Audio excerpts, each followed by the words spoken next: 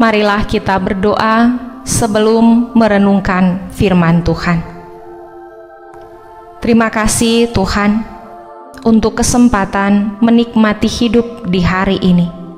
Mampukanlah kami untuk menikmatinya dengan benar, menjalaninya dalam ketaatan melakukan kehendak-Mu. Firman-Mu biarlah menjadi pelita yang menuntun langkah kami. Amin. Renungan Harian Keluarga, Jumat 13 Mei 2022. 1 Korintus pasal 9 ayat 16. Karena jika aku memberitakan Injil, aku tidak mempunyai alasan untuk memegahkan diri, sebab itu adalah keharusan bagiku. Celakalah aku jika aku tidak memberitakan Injil. Judul renungan hari ini, celakalah aku jika tidak memberitakan Injil. Celaka berarti mendapat kesulitan, kemalangan, kesusahan, malang dan sial. Keadaan ini pasti menimpa seseorang ketika melaksanakan sesuatu. Itulah sebabnya keadaan celaka selalu dihindari orang.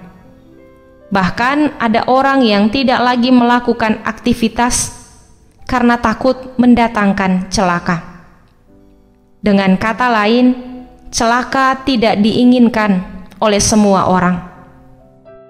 Keadaan celaka banyak penyebabnya dan bisa terjadi di mana saja, kapan saja, dan bisa terjadi kepada siapa saja. Celaka bisa terjadi ketika kita melakukan hal baik, apalagi ketika melakukan hal buruk. Semua tindakan kita dapat mengakibatkan celaka, apalagi jika bertindak tidak hati-hati. Dalam pelayanan gereja, celaka pun bisa terjadi. Tapi celaka yang dikatakan dalam Alkitab bukan saja ketika kita melakukan sesuatu yang mempunyai resiko celaka. Ternyata tidak melakukan sesuatu pun dapat beresiko celaka, bahkan kematian. Hal ini terlihat dari ungkapan Paulus ketika mengatakan bahwa tidak ada alasan baginya untuk memegahkan diri saat memberitakan Injil, karena itu adalah tugasnya. Oleh sebab itu, Paulus menegaskan bahwa kalau dia tidak melaksanakan tugas pekabaran Injil, ia akan celaka. Ungkapan celakalah aku memberi arti bahwa Paulus sangat sadar bahwa ia akan mendapat celaka atau celaka akan menimpanya jika ia tidak memberitakan Injil. Injil baginya adalah berita yang sangat berharga dan ia terpanggil untuk memberitakan Injil.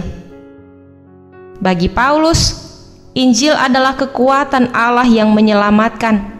Oleh sebab itu, Injil harus diberitakan dimanapun, kapanpun, bagaimanapun, dan kepada siapapun.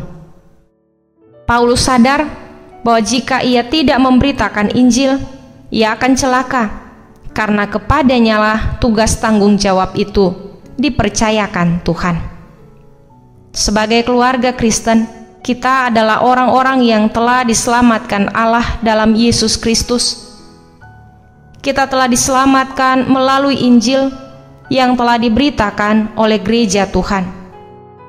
Dengan Injil yang telah tertabur oleh pertolongan Roh Kudus, kita mengetahui dan mengimani bahwa keselamatan hanya ada pada Yesus Kristus.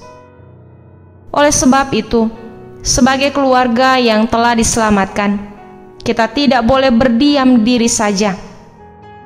Kita harus memberitakan Injil karena kita telah diselamatkan Allah dan Yesus telah mengutus kita untuk memberitakan Injil bagi dunia. Biarlah kita menghayati ungkapan Paulus bahwa celakalah kita jika kita tidak memberitakan Injil.